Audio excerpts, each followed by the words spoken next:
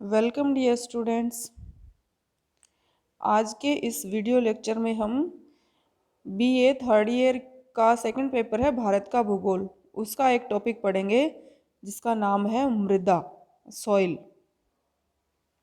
अब हम जानते हैं कि ये एक बहुत बहुमूल्य प्राकृतिक संसाधन है। ये जिस विज्ञान के अंतर्गत इसका अध्ययन किया जाता है उसे मृदा विज्ञान या पेडोलॉजी कहते हैं। अब इसकी परिभाषा हम कई तरह से दे सकते हैं, जैसे भूपृष्ठ पर असंगठित दानेदार कणों वाली पतली परत मृदा कहलाती है। हम क्या जैसे कि जो मिट्टी है वो क्या होती है कि भूतल पर एक पतली परत के रूप में पाई जाती है जो दानेदार कणों वाली होती है, और वो दानेदार कण असंगठित होते हैं। इन दानेदार कणों का निर्माण किससे होता है? ये चट्टानों के टूटने से जो खनिज कण प्राप्त होते हैं उनसे, पेड़ पौधों, जीव जंतुओं के सड़े गले अंश, जीवित जीव जंतु, जल, गैस, इन सब के मिश्रण से इनका निर्माण होता है।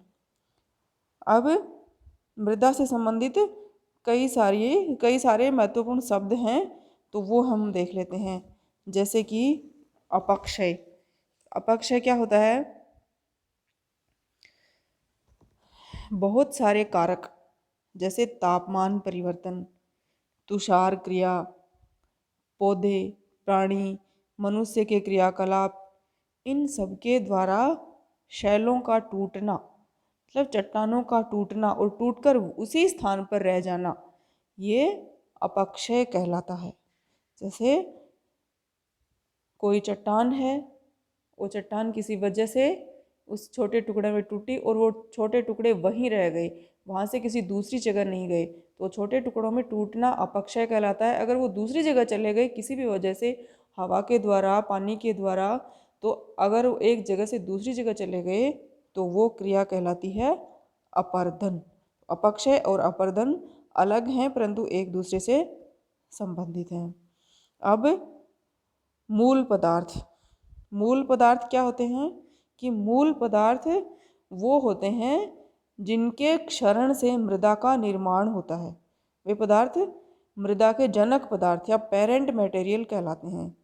ये पदार्थ ग्रेनाइट, संगमरमर, स्लेट, इनके जैसी कोई कठोर और प्रतिरोधी चट्टान हो सकते हैं। उसके साथ साथ ज्वालामुखी लावा, राख, रूपांतरित चट्टानें, अवसादी चट्टानें जैसे बलुआ पत्थर, चिकनी मिट्टी, गाद, चूना, ये इनके जैसी अपेक्षाकृत कम प्रतिरोधी चट्टानें, ये भी मूल पदार्थ हो सकती हैं। अब ह्यूमस, हम एक नाम सुनते हैं ह्यूमस। ह्यूमस क्या होता है? मृदा की जो उर्वरता को प्रदर्शित करता है। ह्यूमस वो एक गाढ़े भूरे या फिर काले रंग का एक कार्बनिक पदार्थ होता है, जिसका निर्माण कैसे होता है कि वनस्पति और जीवों के अपघटन से बनता है। ह्यूमस सामान्यतः मिट्टी में या फिर मिट्टी के नीचे पाया जाता है। अलग अलग मृदाओं में ह्यूमस की मात्रा में भिन्नता पाई जाती है। अधिक ह्यूमस सामान्यतः मृदा की उर्वरता की अधिकता को दर्शाता है और ह्यूमस की कम मात्रा उसकी उर्वरता की कमी को दर्शाता है। बहुत अधिक ह्यूमस अम्लीयता को दर्शाता है। ह्यूमस क्या काम करता है कि ह्यूमस मृदा को नमी का अवशोषण करने और उस नमी को बनाए रखने में सक्षम बनाता है। और ये जो ह्यूमस होता है ये पौधों की संतुलित वृद्धि में सहायक होता है। फिर है मृदा गठन। मृदा गठन मतलब सॉइल टेक्सचर, किन से मिलके मृदा बनी होती है। तो मृदा में अलग अलग आकार के कण पाए जाते हैं, अलग अलग तरह के, अलग अलग प्रकार के कण पाए जाते हैं। उनका आकार अलग होता है, छोटे से लेकर बड़े तक। इनको अलग अलग नाम दिए गए हैं। जैसे सबसे बारीक जो मृदा होती है उसको कोलाइडल मिट्टी, कोलाइडल क्ले कहा जाता है, और इसके कण हम नंगी आंखों से नहीं देख सकते। फिर धीरे धीरे क्या होता है, जैसे मृदा के जो हम है ना, मृदा के कणों के आकार के अनुसार देखते हैं कण कितने तरह के होते हैं और कौन कौन से होते हैं। पहला है गोलाश्म या बोल्डर। इनका आकार सबसे अधिक होता है। सबसे बड़े आकार के जो मिट्टी के कण होते हैं उनको गोलाश्म या बोल्डर कहा जाता है। उनसे छोटे होते हैं बजरी या ग्रेवल, फिर उससे छोटा रेत सैंड, और उससे छोटा गाद या सिल्ट। फिर उससे भी छोटे अगर कण रेत में पाए जाते हैं तो उन कणों को चीका या क्ले, और उससे भी छोटे अगर कण हैं, ये मतलब बहुत ही छोटे कण हैं, तो उनको कहते हैं मड या पंक। मतलब 0.002 मिलीमीटर, उससे भी कम अगर जिनका व्यास है, तो ऐसे कण जिस मृदा में पाए जाते हैं वो मड कहलाती है, पंक कहलाती है। अब हम देखते हैं कि मृदा संरचना। मृदा संरचना की मृदा कैसे बनी हुई है, इसको मृदा संरचना मोटे तौर पर कह सकते हैं कि मृदा के जो अलग अलग कण हैं, बालू है, गाद है, इनका मिश्रण होता है मृदा। तो बालू, गाद, चीका, ह्यूमस, ये किस क्रम और किस व्यवस्था में संगठित होकर मृदा का निर्माण करते हैं, वह व्यवस्था या फिर वह संगठन ही मृदा संरचना कहलाती है। एक मृदा में ये जो अलग अलग कण हैं, अलग अलग आकार के, इनका मिश्रण पाया जाता है। कौन सा कण कितनी मात्रा में उपस्थित है, कौन सा कम है, कौन सा अधिक है, तो इन सब का जो क्रम या व्यवस्था होती है, जो संगठन होता है, उसको मृदा संरचना कहते हैं। फिर मृदा संरचना में जल और वायु की मात्रा, मृदा संरचना करती क्या है, मृदा संरचना की वजह से ही जल और वायु की मात्रा है उसका नियंत्रण होता है। अलग अलग तरह की मृदा, उसमें जल सोखने की और वायु को अपने अंदर कैप्चर करने की क्षमता अलग अलग होती है। हम अगर मृदा के प्रकार, अगला टॉपिक अपन देखें, मृदा के प्रकार। मृदा के प्रकार हम एक आरेख के माध्यम से देखते हैं, जिसको हम त्रिकोणीय आरेख, त्रिकोणाकार आरेख कहते हैं। ये प्रमुख संगठक तत्वों के अनुपात के आधार पर मृदा के प्रकार, जैसे सबसे पहले तो ये त्रिकोणाकार आरेख है, इसमें हम देखते हैं 3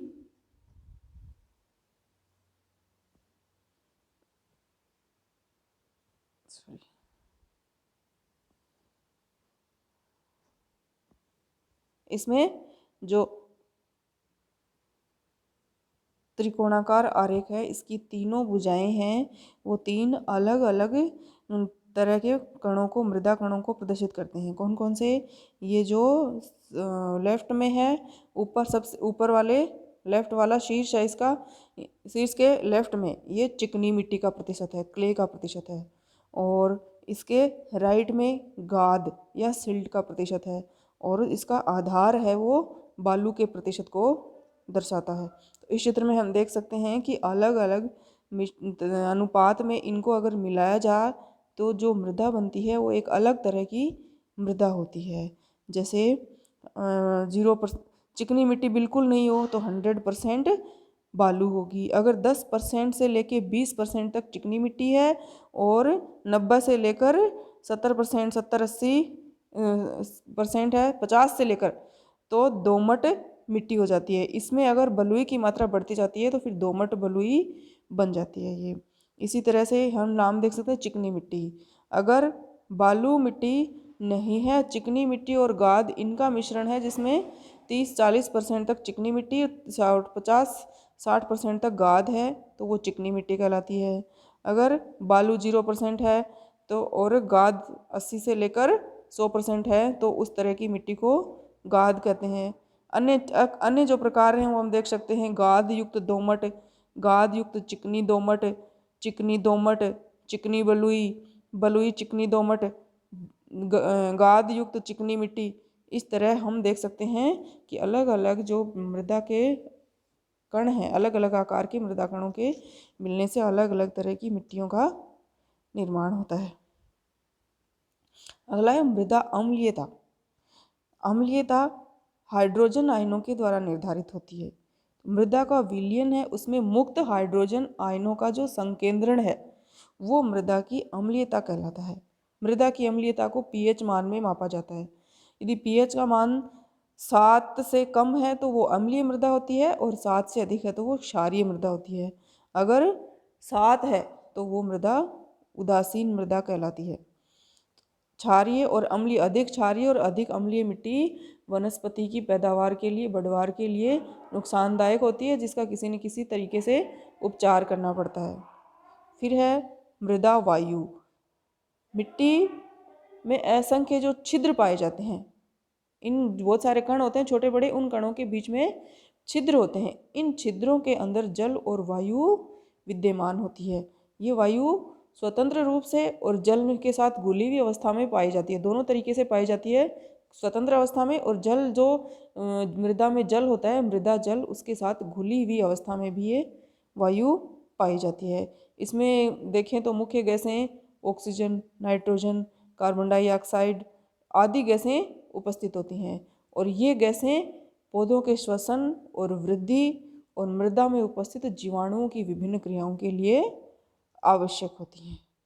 मृदा जल, अभी हमने देखा था कि जो मृदा के कण होते हैं उनके बीच में छिद्र होते हैं, इन छिद्रों में वायु के साथ साथ जल भी पाया जाता है, और ये जल की उपस्थिति मृदा की संरचना पर निर्भर करती है। मृदा में जल की मात्रा शून्य से लेकर जल जमाव की स्थिति तक हो सकती है, कि ऐसी मृदा भी हो सकती है जिसमें छेद बहुत कम है तो उसमें जल जीरो हो, शुष्क मृदा हो पूरी तरह से, और या फिर पूरी तरह से संतृप्त मृदा हो जो कि जल से पूरी तरह संतृप्त है, और इनका एक निश्चित अनुपात है वो जल का, वो पौधों की बढ़वार के लिए सबसे अधिक लाभकारी होता है। मृदा जल की अधिकता और न्यूनता दोनों वनस्पति के लिए नुकसानदायक होती हैं। अगला एक और बहुत इम्पोर्टेंट पॉइंट है अपना, मृदा परिच्छेदिका, सॉइल प्रोफाइल। मृदा परिच्छेदिका किसे कहते हैं? मृदा परिच्छेदिका, जैसे नीचे हम चित्र से देख सकते हैं। पहले सबसे पहले मिट्टी एक जैसी ऊपर से नीचे तक एक जैसी नहीं पाई जाती, उसके अलग अलग स्तर पाए जाते हैं। तो ये सारे स्तर मिलाकर ही मृदा परिच्छेदिका का निर्माण करते हैं। इस मृदा परिच्छेदिका में होता क्या है, जो चट्टान, मूल चट्टान जिनसे मृदा बनी है उससे प्राप्त अपक्षयित पदार्थ होते हैं, और इनकी जो सबसे निचला स्तर है आधारी चट्टान जिस पर मृदा का निक्षेप होता है, वो मृदा परिच्छेदिका का भाग नहीं होता। एक एक करके हम इन जो स्तर हैं मृदा परिच्छेदिका के उनको देख लेते हैं। मृदा परिच्छेदिका के 4 स्तर माने गए हैं मुख्य रूप से। इन 4 स्तरों के आगे कभी कभी भाग, एक दो दो भाग और भी कर देते हैं, लेकिन मुख्य रूप से मृदा परिच्छेदिका के 4 स्तर माने गए हैं। ए स्तर, बी स्तर, सी स्तर और डी स्तर। हिंदी में लिखे हम तो कै संस्तर, ख संस्तर, ग संस्तर और घ संस्तर। जैसे इस चित्र में हम देख सकते हैं, सबसे जो ऊपरी स्तर है, ये ऊपर वाला सबसे ऊपर हम मानते हैं पेड़ पौधे उगे हुए हैं यहाँ पे, और इससे नीचे जो मृदा परिच्छेदिका वो स्टार्ट होती है, ये वाला कै संस्तर। इसमें ये सब मिट्टी का सबसे ऊपरी स्तर होता है जिसमें ह्यूमस विद्यमान होता है, और ह्यूमस के अलावा कच्चे जैव पदार्थ भी इसमें मिले हुए होते हैं। इसे टॉप सॉइल भी कहते हैं, मतलब ऊपरी मृदा भी कहते हैं। इसके ऊपरी भाग में ह्यूमस की अधिकता होती है और निचले भाग में अन्य जैव तत्वों की अधिकता होती है। इस स्तर के जो तीसरा भाग है ह्यूमस वाला, पहला ह्यूमस, दूसरा जैव तत्वों का, और तीसरा होता है उसमें जल द्वारा ऊपरी भाग में ह्यूमस और जैव पदार्थ ले जाया जाता है। इसे अपवहन क्षेत्र, जोन ऑफ एलुवेशन कहा जाता है, अपवहन क्षेत्र कहा जाता है। दूसरा संस्तर ये वाला संस्तर है, ये है ख संस्तर। इस ख संस्तर क्या होता है, कै के नीचे स्थित होता है। इसे मध्य संस्तर या सब सॉइल भी कहते हैं। इसके ऊपरी भाग को संक्रमण क्षेत्र माना जाता है, जो कि कै और ख दोनों का मिश्रण होता है। और इसके जो निचला भाग, इसका निचला भाग है, उसमें कोलाइड्स बहुत अधिक होते हैं। इसे जोन ऑफ इल्यूविएशन, पहले वाला था वो तो था जोन ऑफ एलुविएशन, उसमें ELUVIATION होता है, और ये है जोन ऑफ इल्यूविएशन, ILLUVIATION कहलाता है। ये विनिक्षेपण क्षेत्र कहलाता है। इससे नीचे जो संस्तर है उसको डी होरिजन या फिर गैस संस्तर बोलते हैं, ये वाला। इसमें क्या होता है, अपक्षयित मूल चट्टानी पदार्थ है वो होता है।